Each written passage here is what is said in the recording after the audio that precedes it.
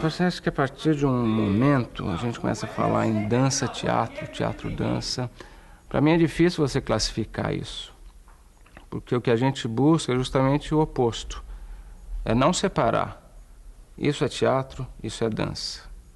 Não, a gente busca essa união dessas duas linguagens que para mim se completam muito, né? Eu, como ator, o fato de eu ser bailarino me ajuda muito, porque me dá toda uma consciência corporal, né? De postura, de entendimento cênico, né? Como que eu estou encenando meu corpo. E eu, quanto bailarino, o ator me ajuda imensamente no meu lado interno, né? O que eu estou querendo dizer com esse meu movimento? Porque o teatro ele tem a palavra, né? A base do teatro vem do texto. E a palavra, ela é concreta, né? Você pode dizer uma coisa não querendo dizer aquilo, mas aquela coisa existe. A dança não. O movimento é uma coisa completamente subjetiva, né? E às vezes isso começou a me incomodar, a me perturbar. E eu falei, eu quero dizer alguma coisa com a minha dança. Eu quero que as pessoas entendam o que eu estou falando. E a partir daí a gente começou realmente a buscar texto, né? Unir o texto com o movimento. O carro dele estava parado assim. Aí eu fui abrir a porta do carro, pus a mão, ele pôs a mão e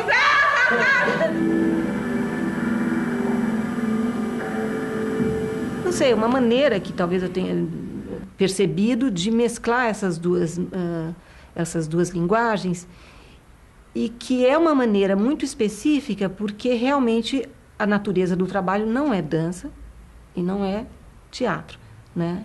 Então é justamente nessa fusão que se concretiza essa linguagem, que é especificamente uma linguagem autônoma. Na firma. Vá pro seu canto, experimentar o seu canto. O que tinha é que, assim, na improvisação era uma coisa que para mim era cara e eu já fazia para um resultado final de espetáculo. E percebia que a Tica tinha também essa vontade do improvisar e ela já fazia isso cenicamente em tempo real à vista do espectador. Mas sentia que havia uma falta de comunicação nessa dança. Eu via no movimento uma qualidade maravilhosa que às vezes não tinha uma chegada, né? Então isso, assim, ao mesmo tempo que ela fazia, que me trazia essa questão da preparação corporal, também olhava a dança dela para essa comunicação. Como codificar isso, né? Como trazer essa codificação através do movimento, através do teatro, para que a gente pudesse ter uma comunicação em tempo real, né? De um espetáculo sendo construído no instante da apresentação.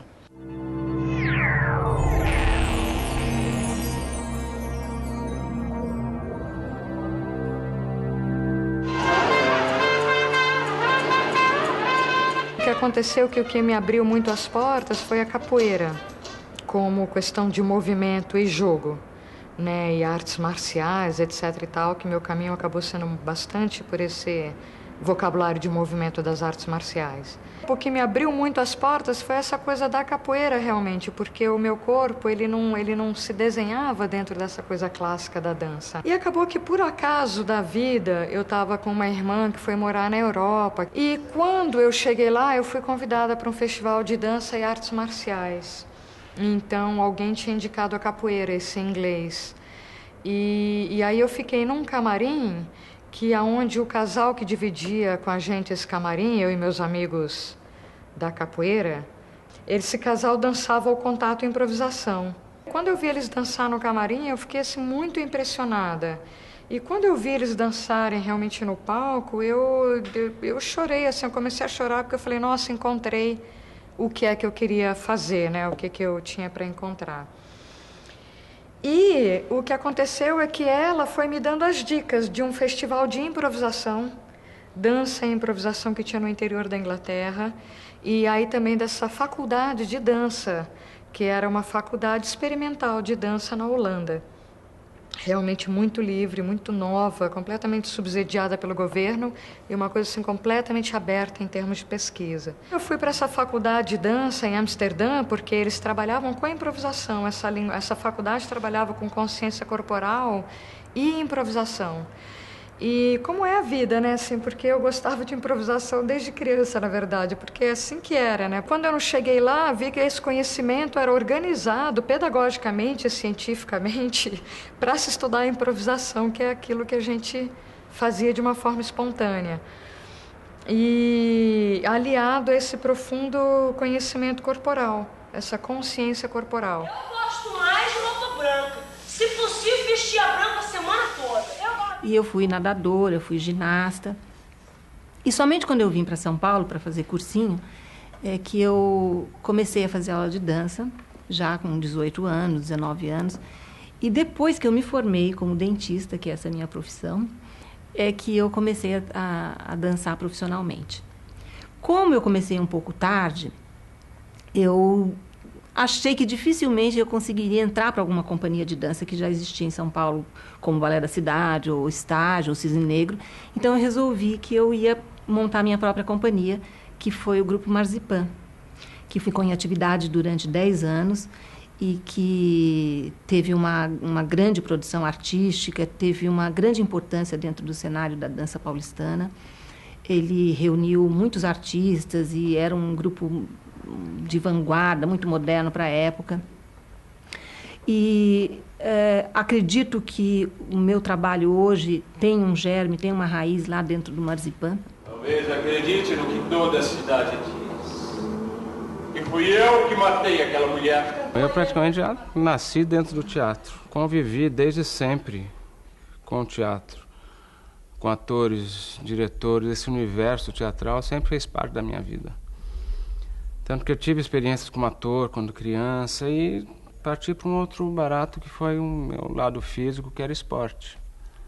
Né? E a dança ainda nem existia para mim. Né? Então fui para a ginástica olímpica, comecei nesse caminho da educação física, mas sempre tendo o teatro como base de vida, né?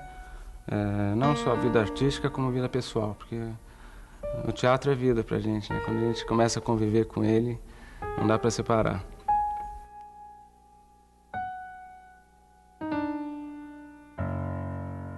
Eu comecei a dançar com 18 anos, ou seja, a dança entrou numa segunda etapa da minha vida, onde eu já tinha uma certa vivência dentro do teatro. E falei, mas não queria ser ator naquela época. Falei, não, acho que esse não é meu barato. Não, tive algumas experiências, mas falei, não, vou partir para a educação física. E esse lado físico meu, do trabalho do corpo, dessa disciplina do ginasta, do atleta, foi muito importante porque a dança te exige isso. Eu tenho formação acadêmica pelo Teatro Municipal aqui de São Paulo. E depois desenvolvi uma linguagem em dança moderna.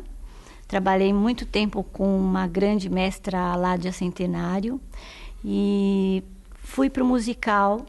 Trabalhei com um grande mestre Abelardo Figueiredo e encontrei o Paulinho num desses processos de trabalho. E lá a gente começou a troca, né? Verdadeira troca, quanto um trabalho corporal.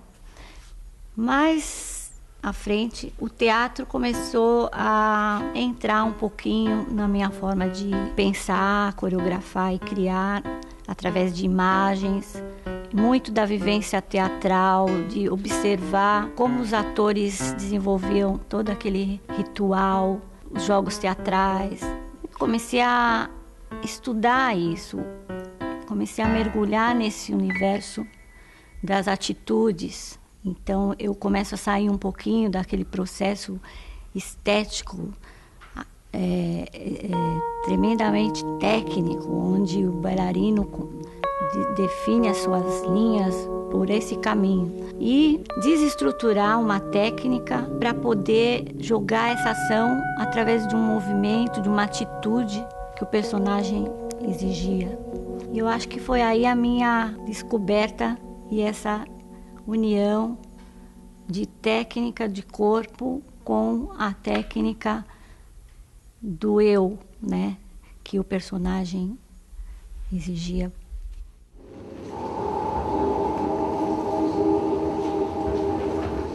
Quando eu volto para o Brasil, eu começo a encontrar um pouco essas parcerias, né?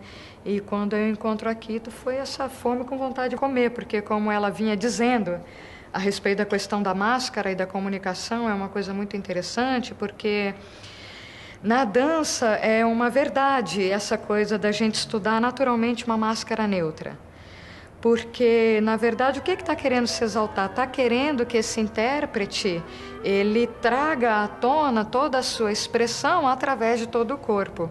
A gente não necessariamente se esforça muito por essa expressão facial, porque a gente, na verdade, quer que essa expressão aconteça no corpo inteiro. Dei um workshop de palhaços e ali surgiu uma semente de um grupo, e esse grupo me chamou para fazer um coletivo, né?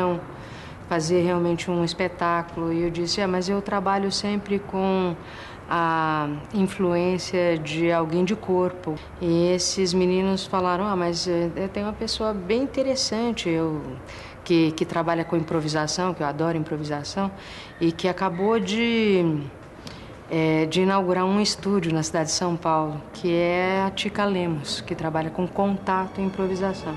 Então eu disse, então vamos conhecer essa moça, né? Vamos ver como é que ela pode ajudar nesse jogo com o palhaço, com a própria improvisação, né? E o que é esse contato e improvisação, né? Então, os meninos que me apresentaram a Tica Lemos. E foi muito interessante. A primeira aula que ela veio dar, ela falou de algumas coisas que para mim foram surpreendentes. Uma foi, né, olhar para dentro de si e reconhecer o seu universo interior orgânico, principalmente os ossos, né? Então ir para a sua coluna e a respiração trazendo a granulação da sua presença. Então assim, logo na primeira aula assim, fiquei bastante encantada e a fim de entender qual que era essa brincadeira. Então, acabou que a gente, né, foi amadurecendo essa parceria, esse envolvimento. E aí foi descortinando uma possibilidade enorme, né, com o trabalho aqui com a Tica Lemos mesmo. Então, em 95 a gente abriu o Estúdio Nova Dança, eu e mais 3 amigas, a Thelma Bonavita, a Adriana Greco e a Lu Favorito. E aí justamente me chamaram. Foi isso, a gente se conheceu quando eu percebi a receptividade da Quito, assim, no olhar, né, e percebendo a linguagem, a gente se reconheceu, né, porque você percebe... A gente está falando de pensamento, né, então eu percebi que ela tinha reconhecido muito a questão do trabalho e logo a gente aprofundou total. Comecei a trabalhar com algo que eu tinha compreendido com o Philippe Coulier, através do trabalho da máscara e do palhaço, que nosso corpo faz e é qualquer coisa no espaço, né? Se desenha algo no espaço. Então eu comecei a fazer uma codificação de movimento, imagem e ideia, que foi um mote para a gente, né, Tica? Enorme de entendimento de como eu sinto esse movimento interno e como esse movimento, né, se verifica externamente. Tornar isto consciente era um pouco a nossa trilha para um entendimento mesmo de como desenvolver essa improvisação em tempo real mesmo. É o prazer, né? O palhaço, acho que os jogos, né, o palhaço trazem o prazer de estar em cena, né? E não aquela coisa do sofrer, de estar em cena. E então isso acho que dá uma liberdade muito grande. Acho que no caso não era nem o sofrer, mas de qualquer forma não tinha expressão, não tinha o conhecimento da triangulação. Uma compreensão simples como essa, que é da cumplicidade, né? Eu olho para o meu parceiro, eu olho para o público e falo, vocês estão vendo o que eu estou vendo? Fascinado. Os jogos também têm essa coisa de uma dinâmica muito forte. O teatro é jogo, né? E a dança, ela também pode ser jogo, né? Ela às vezes trata muito de paralelismo, mas, né, como é que isso pode se se entrelaçar nas relações, que é uma grande pesquisa, que acho que vem, inclusive, ditar um pouco a pesquisa que nós fazemos hoje, de uma dança narrativa, ou como diz o Diogo Granato, que dança com a gente, uma coreografia de relações. A vida no cangaço. Mas o meu trabalho autoral como dança-teatro, eu acredito que surgiu depois que se extinguiu o grupo, e a partir de então eu comecei a fazer o meu próprio trabalho. E a primeira obra que eu fiz, que eu acredito que onde eu realmente comecei a desenvolver a minha linguagem, foi o espetáculo Bonita Lampião, que foi do começo dos anos 90, que eu comecei a fazer uma pesquisa sobre esse tema, que me instigou a história do Lampião e da Maria Bonita. Ganhei uma bolsa de estudo da Fundação Vitae para fazer essa pesquisa. Fui para a região onde o Lampião atuou, pelo Nordeste, andei por toda essa região, coletei muito material. Eu queria que esse espetáculo tivesse texto e não só dança.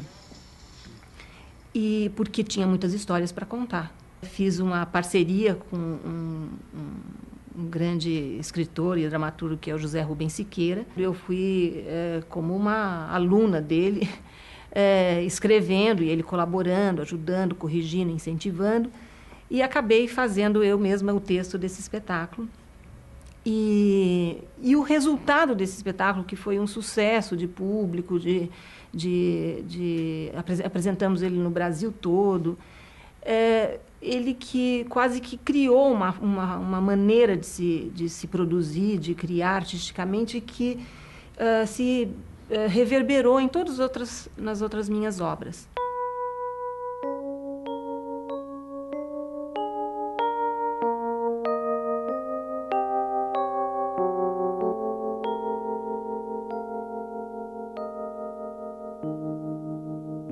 Em 2002, nós fizemos um primeiro espetáculo, né, onde a gente aprofundou mais essa linguagem, que foi O Cavalo na Montanha, um texto do José Antônio de Souza, que ele escreveu para mim e criou um cavalo-homem, um homem-cavalo, e que realmente tinha essa união do movimento, né, da dança contemporânea, embasado na dança contemporânea, com um texto, com um enredo, com uma historinha, onde realmente a gente começou a juntar essas duas histórias.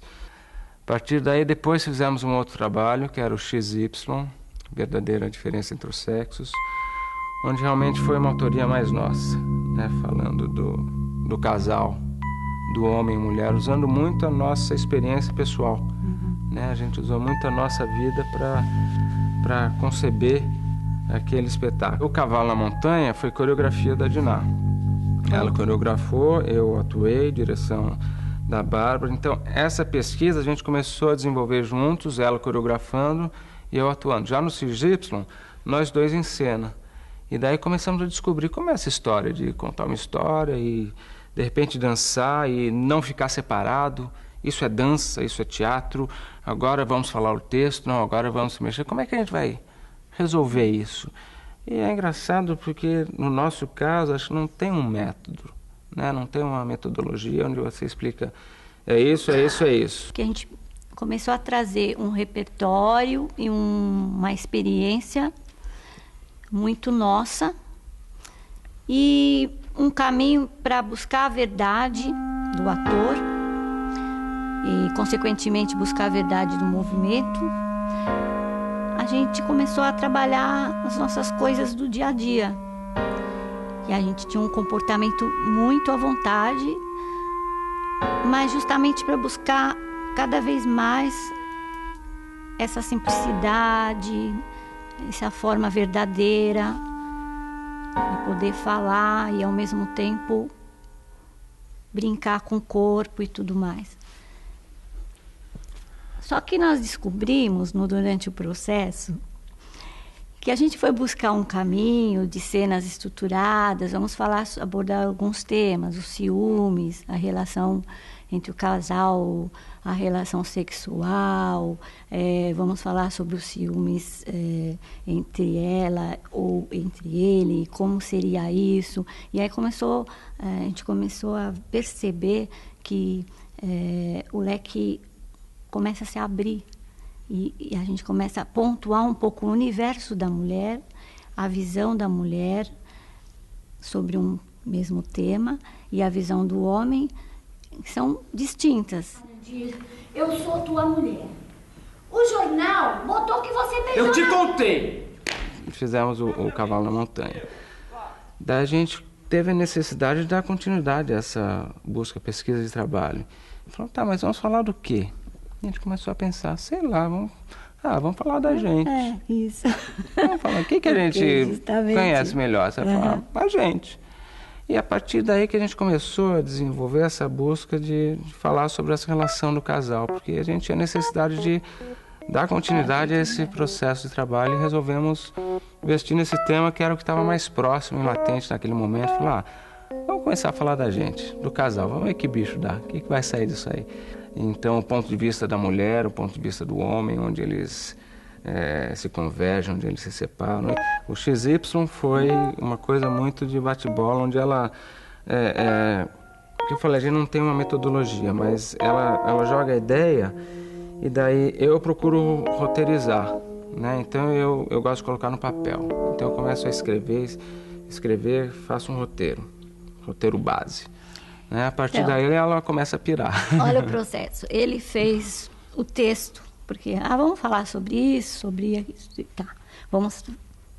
arriscar, fazer um roteiro como se fosse um croquis. A gente começa a desenvolver a movimentação, a parte um pouco do corpo, a princípio, a movimentação. Agora vamos colocar o texto nisso. Então começa a mudar toda a estrutura da movimentação. O texto serve para dar uma orientação, mas ele é importante. A gente não pode deixar perder o sentido, né? A compreensão. Então, o corpo começa a servir para o texto, então inverte. E aí, começamos a criar esquetes diferenciados um do outro. Aí entra a preocupação, mas está muito parecido com o outro, então vamos dar um equilíbrio. Então, às vezes, uma necessidade de uma proposta cênica diferente, assim, vamos fazer isso igual. Fizemos uma cena no trapézio, porque a gente já tinha feito uma cena no chão, uma cena num banco, enfim. Então, os elementos começam a entrar para darem um pouco mais de diversidade. Eu comecei a estudar algumas coisas de Nelson e aí então Paulinho falou, poxa, pode ser interessante se a gente buscar só as cenas dos personagens, homem e mulher, dentro do universo dele, né? Da peça, da obra toda. Vamos buscar. Você matou porque você matou à toa! Mentirosa, senhorinha. Às vezes, ela cria uma célula coreográfica de movimento. Então, ela cria um movimento completamente abstrato, só, né, estético, né? Assim, assado, assim, ok. Daí a gente começa a pensar, esse movimento me remete a quê? Né? O que faz eu sentir isso? Daí a gente vai no texto. Acho que a cena do ciúme vai ficar legal com essa movimentação. Quando entra o texto, essa movimentação se muda completamente, porque aí entra o embasamento do interior, que é aquilo que eu estava falando. O que você quer dizer com isso? Né? Então, muitas vezes, de um movimento completamente abstrato, um braço, um giro, um salto, você começa a dar vida e uma coisa concreta para eles. Né? Então, eu te odeio e faço um giro. Sabe? O texto começa a te dar embasamento para o movimento. E quem assiste começa a sacar o que eu quero falar com aquele movimento.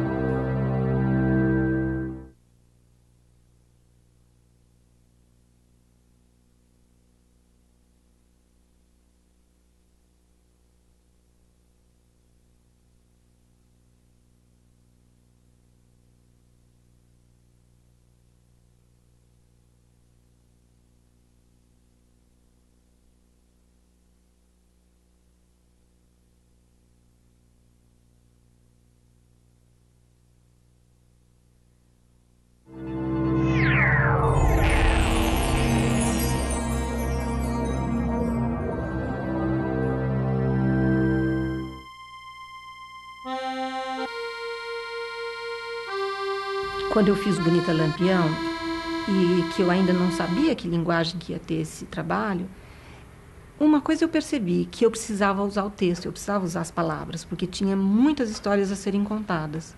Então, eu acho que o texto e a linguagem, para mim, abriu novos caminhos.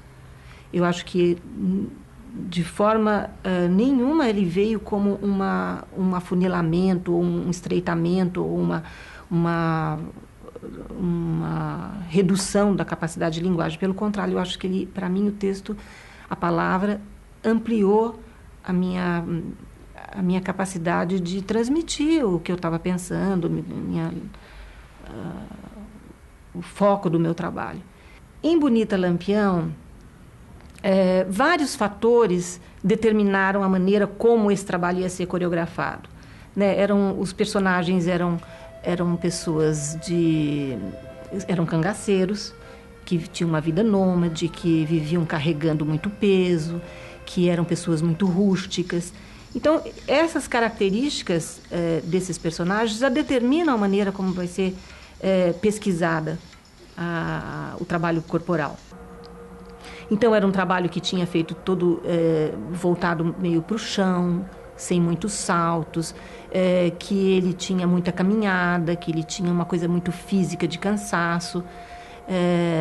Então, eu acho que muito do tema do trabalho determina como vai ser o trabalho coreográfico.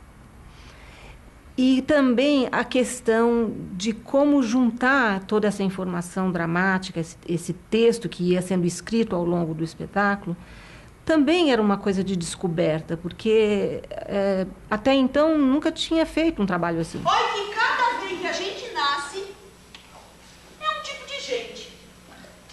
Uma vez nasce rico, outra nasce japonês, outra nasce comerciante, outra nasce... Em Domésticas, eu comecei a entrevistar empregadas que tinham trabalhado comigo, aí comecei a entrevistar empregadas de amigos meus, de parentes, e as pessoas ligavam, ofereciam, falavam, tem uma empregada muito bacana que trabalha aqui, vem entrevistar ela. Acabei entrevistando por volta de 100 empregadas domésticas. Depois comecei também a entrevistar no sindicato das domésticas.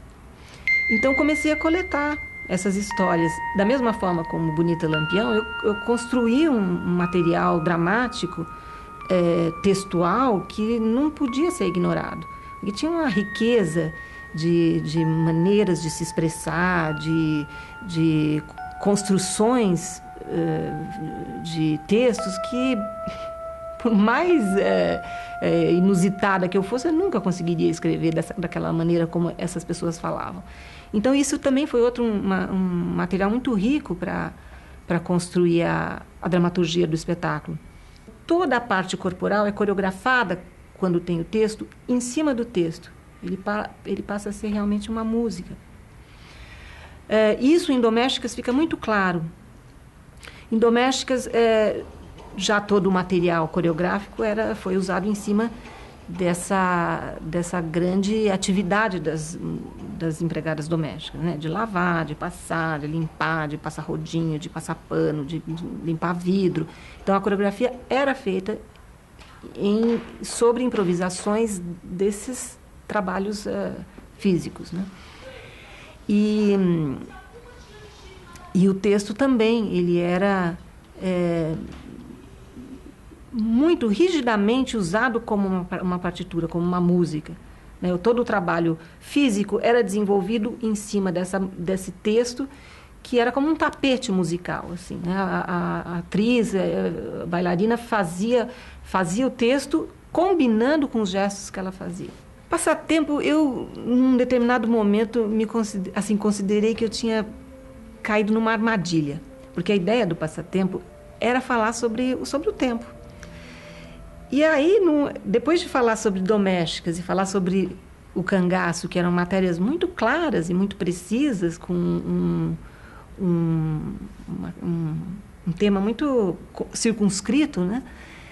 O tempo, ele foge um pouco, né? É muito amplo, ele tem uma questão filosófica ampla, com opiniões, né? Física. Aí eu pensei que devesse recortar isso, tanto que eu fiz o espetáculo 2 vezes. Eu fiz, estreei, falei, não é isso, daí remontei, refiz o espetáculo. E no passatempo ele ficou reduzido depois, na segunda versão, como o tempo se registra na vida das pessoas. E aí acabei entrevistando e focando mais em cima da memória das pessoas, de como as pessoas registram o tempo ao longo da sua vida. Acabei entrevistando muito mais pessoas idosas, mais focado na memória. Eu acho que, no fim, o meu trabalho ele tem esse lado mesmo, de se prender a essa questão da pessoa, do ser humano, do personagem, do ser humano comum, né? Acho que meu interesse, ele se debruça muito sobre isso. Eu acho que dentro da minha obra, que não se reduz só aos trabalhos que eu fiz sobre espetáculos que eu escrevi e concebi, eu fui convidada para fazer trabalhos e tentei levar essa maneira como eu produzo para essas produções que não eram minhas. Eu dirigi um trabalho para a Escola de Arte Dramática, que eu convidei. Foi um trabalho que eu, de uma certa forma, me debrucei muito mais sobre a questão teatral. Eu, inclusive, convidei 5 dramaturgos para escrever pequenos textos sobre uma situação que acontecesse num bar. A peça se chamava Boteco. E tentei, junto com os atores, passar um pouquinho dessa maneira como eu trabalho. Então, eles saíam para pesquisar, para ir nos bares, ver personagens, ver cenografia de bares na periferia, nos bairros de São Paulo. Depois eu montei um trabalho por encomenda, a pedido do Carlos Moreno, que era um trabalho chamado Turistas e Refugiados, que falava sobre estar ausente do lar. Então, tanto pessoas que estavam em férias ou refugiados políticos e de guerra, que também os atores fizeram uma pesquisa junto a albergues, junto a pessoas que estavam fora do lar por questões políticas, e que fizeram uma pesquisa lindíssima, um trabalho muito bonito. Fiz a dramaturgia junto com a Marta Góes. Então, ele também tinha uma questão dramatúrgica muito forte. Então, eu acho que tem uma maneira que eu trabalho que ela é muito comum em todas as obras, que é de estar junto com esses personagens que vão construir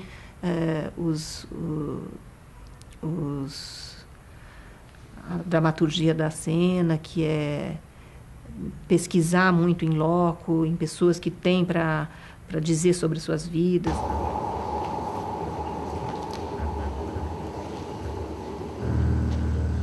No princípio mesmo, assim, foi um pouco vendo os solos da Tica, né, observando quais eram, né, os lugares onde se escondia excessivamente, como é que era essa percepção, por exemplo, da dilatação, da sensação interior, que não é uma representação, mas sim a dilatação de uma sensação, de uma emoção, através da percepção do movimento e da imagem, né, que te propõe uma ideia. Nós começamos a fazer um treinamento.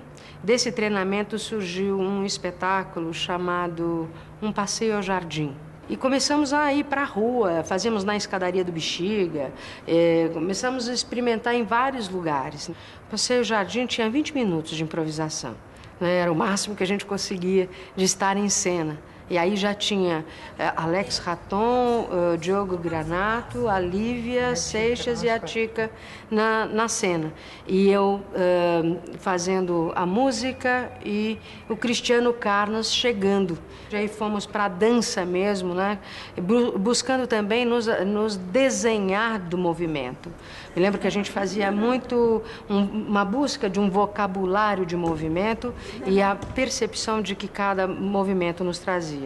Nesse espetáculo, eu trouxe uma coisinha muito básica que eu tive na Comédia dell'arte, que era um roteiro, né, do Canovaccio, o famoso Canovaccio. Trouxe essa linha de um roteiro de ações, né? Bem cartesiano, aristotélico, começo, meio e fim, né? Quer dizer assim, desenvolvimento, desenlace. Então, fazíamos isso na dança. E era muito interessante a apresentação de personagem, né? Conflitos, duos, né? resolução, né, dissolução. Pá. Então, e ele começou a funcionar, ele comunicava. Era muito interessante, havia uma comunicação do espetáculo, do que estava acontecendo em cena. Um passeio ao jardim na favela Monte Azul.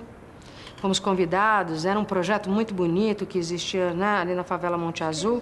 E tinha acontecido um assassinato praticamente em frente ao Estúdio Nova Dança, ali no Bexiga. E nós chegamos na Monte Azul, estávamos um pouco passados com isso. Outras coisas também, né? Foi toda aquela época da FEBEM, todas aquelas, sabe, aquela coisa ainda... Os vereadores, Mário Covas, os vereadores de São Paulo. Questão da corrupção, e nós assim meio abalados com aquela coisa. Chegamos na Monte Azul, estávamos falando sobre isso e disseram pra gente, aqui na Monte Azul é zero de homicídio, né? Não temos roubo, não temos nada. Mas só que não foi ficando, né? Quer dizer, assim, uma coisa tão fora de padrão. E aí o Christian Duarte, que fazia parte da companhia, começou a brincar, vamos fazer um espetáculo que fale sobre isso. Vamos fazer algo que na dança a gente possa falar de algo que nos é caro.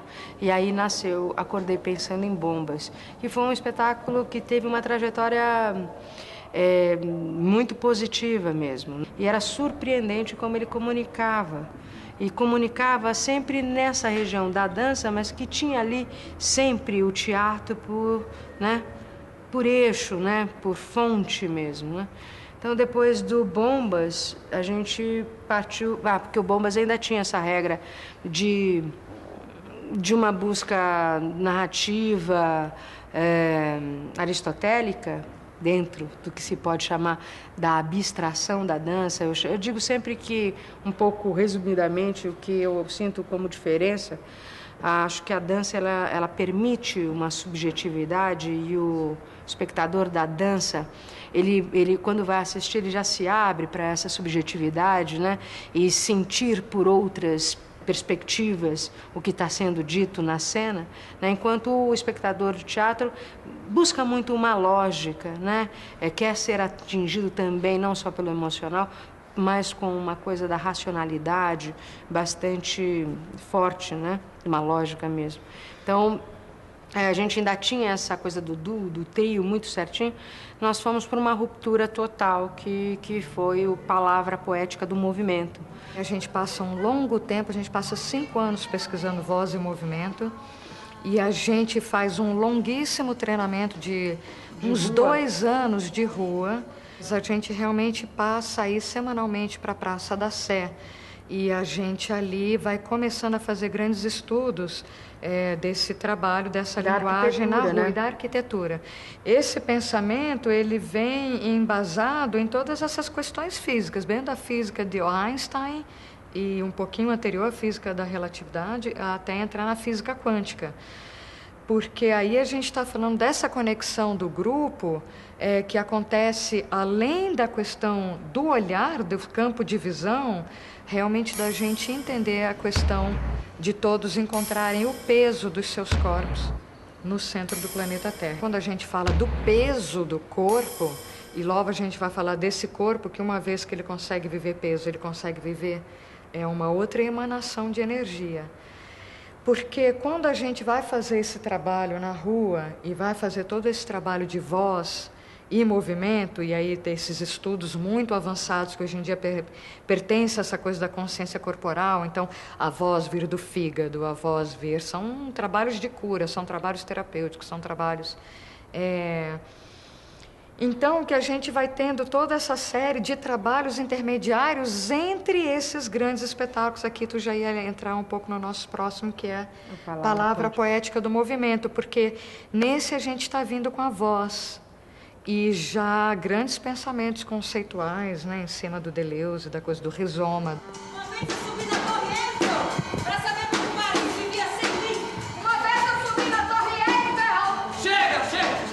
Trabalhamos com filosofia, né? O que era o mote, né?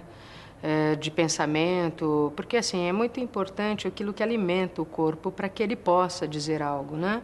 Então, mesmo que a gente utilize a palavra, a dança e o teatro com relação à palavra, sempre tem aquela coisa, eu danço e depois eu falo, né? Eu pauso para falar. A nossa ideia, né, e que a gente foi trabalhando, e por isso essa questão orgânica que a Tica está falando, né, da percepção dos órgãos mesmo, do fígado, do estômago, do esôfago, né, da laringe. O acesso real, né?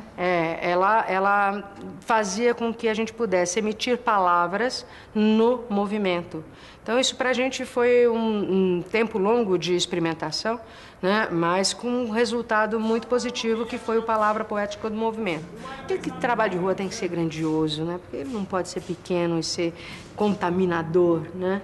Que é um pouco o que a gente fazia na Praça da Sé, enquanto experiência de arquitetura, e jogar com os transeuntes que andavam e vinham, e de repente vinha um comportamento não ortodoxo, né? Na rua, alguém deitado naquele chão, que não era necessariamente um sem-teto ou um mendigo, né? A gente começa a se alimentar também da poesia para que isso possa modificar o nosso movimento. É muito interessante, porque a palavra, ela modifica o movimento, né? Quer dizer, assim, tem toda a coisa da consciência corporal, né, que também é o nosso nascedouro de movimento, mas a palavra, o pensamento, a poética, ela modifica essa razão de se mover, né, o conteúdo desse movimento. E o Estúdio Nova Dança, ele se torna um lugar aglutinador. Muita gente vem, e de todas as áreas, inclusive. E quando a Quito vem e ela se apaixona pelo nosso trabalho, é muito incrível, porque ela avalia, né? Ela dá uma avalizada de verdade. Também desse pensamento da dança e da improvisação, né? Então é muito preconceito, mas com doçura e perseverança e muita seriedade, a gente vem conquistando assim muitos corações assim para essa questão mesmo conceitual e de linguagem, de efetividade, né? Então a gente entra no estudo das séries antropofágicas. A gente pega o livro da Maria Helena Ansaldi e começa também a falar sobre ele.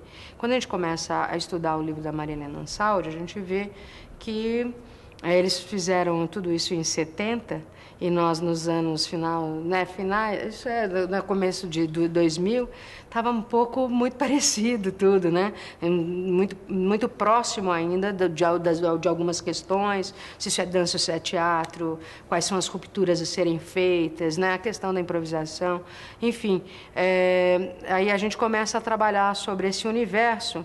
Quando a gente faz a série antropofágica, a gente faz um espetáculo como resultado da vinda do Steve Paxton, a gente faz o Antropofágica 2, e como resultado da Lisa Nelson, a gente pega o Experimentações Inevitáveis, tira todos os outros contextos, deixa só o texto da Maria Helena Ansaldi e coloca o resultado de composição que a Lisa Nelson trouxe para a gente.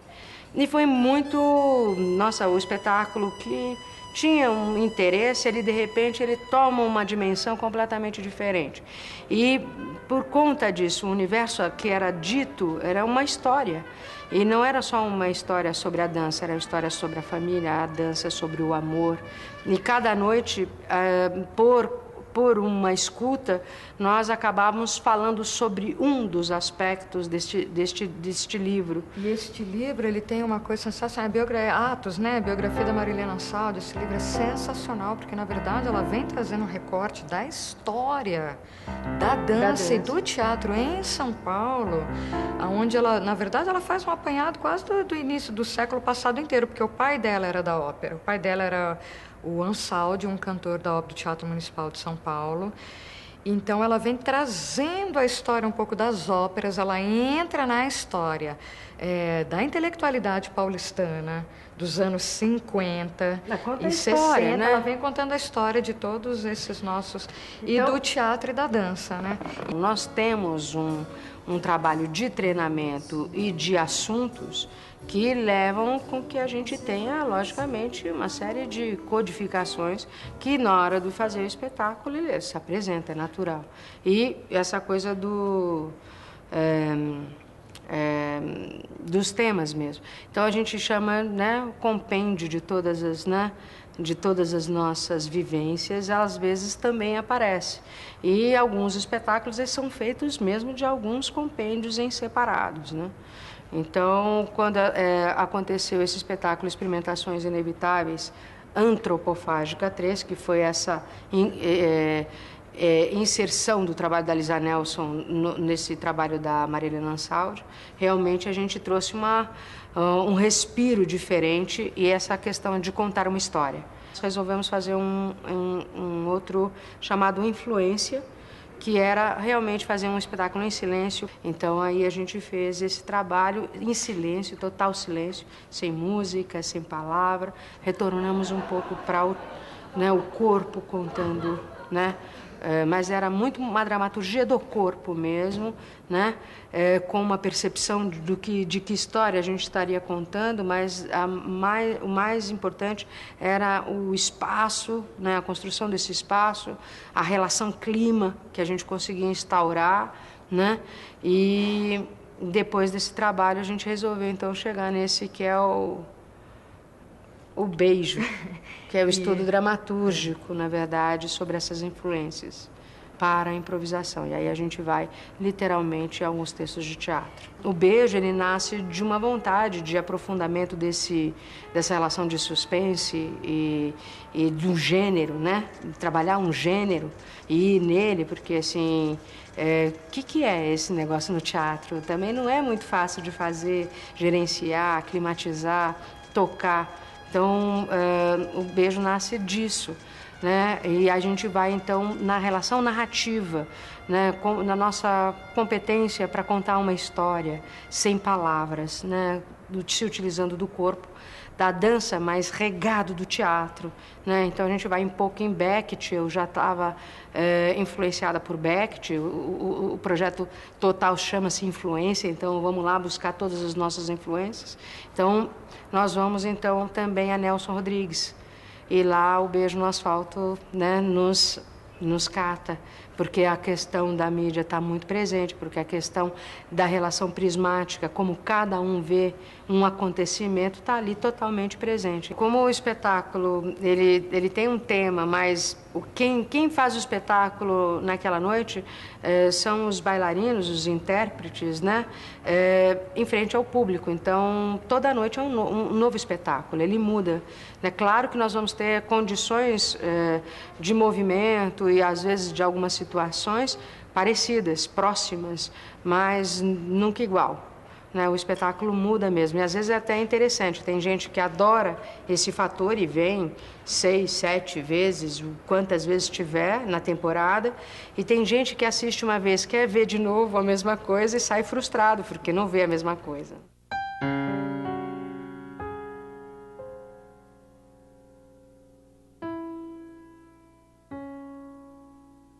Eu acho que tem uma questão que a gente sempre coloca, né? O que é mais fácil, o bailarino interpretar ou o ator dançar? Eu acho que talvez seja mais fácil fazer o ator dançar. Nesses meus trabalhos, eu tenho cada vez mais trabalhado com atores, mais do que com bailarinos. Um ator, ele tem um trabalho específico, um trabalho técnico, onde o ator desenvolve, né, a sua habilidade de atuação, onde você tem que estudar, você tem que se preparar para aquilo, né? Mesma coisa o bailarino, né? O bailarino, ele tem a sua preparação, o seu estudo, tanto que um ator não consegue fazer o que um bailarino faz e vice-versa. O que a gente busca é realmente esse equilíbrio. Esse equilíbrio, realmente ter um trabalho de ator, e que é muito difícil, leva muito tempo para você realmente falar com verdade, você convencer a plateia de que você é uma outra pessoa, de que você está vivendo uma outra vida. Você tem que ter um trabalho para isso. E eu não senti os bailarinos preparados como atores, e vice-versa. Quando os atores tinham que dançar, eles não eram bailarinos. Então, sempre me incomodou muito isso, nos espetáculos que eu via há anos atrás, onde eles tentavam unir essas duas linguagens. Eu falei, poxa, o que a gente busca, eu busco, é justamente isso.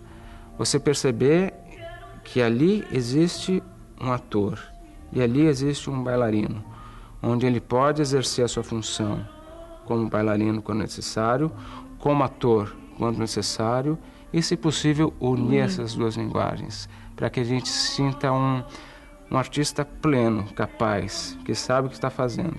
E essa é a nossa busca, e leva tempo para você conseguir isso, não é fácil.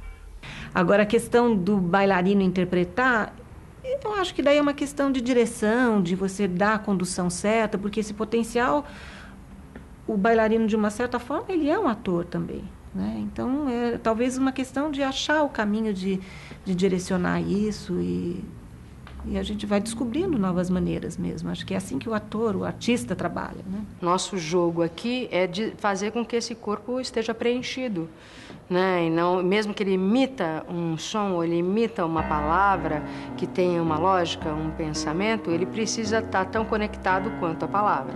E é muito difícil um bailarino emitir um som, emitir uma palavra, porque ele está em movimento. Então, essa era uma grande preocupação. E, às vezes, o teatro a dança e o teatro com relação à palavra, sempre tem aquela coisa, eu danço e depois eu falo.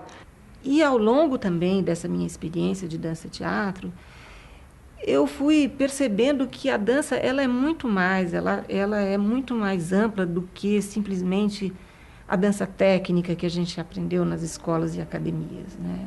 Essa formação de balé clássico, da dança contemporânea, lógico que isso é uma matéria que a gente se apropria para criar, e pessoas que são realmente gênios na utilização dessas técnicas. Mas eu ampliei muito o meu conceito de dança. Assim, eu, vendo as pessoas trabalharem numa obra, pedreiro trabalhar numa obra, empregadas domésticas trabalhando em casa, as pessoas atravessando a rua, pássaros no céu, tudo para mim assim virou dança. Então eu acho que eu ampliei o meu conceito de dança. Então eu não desprendi um pouco dessa questão técnica, inclusive talvez por incorporar atores no meu trabalho, de talvez lidar com outra limitação ou com outra abertura para a questão corporal. E talvez isso tenha contribuído para construir uma outra linguagem.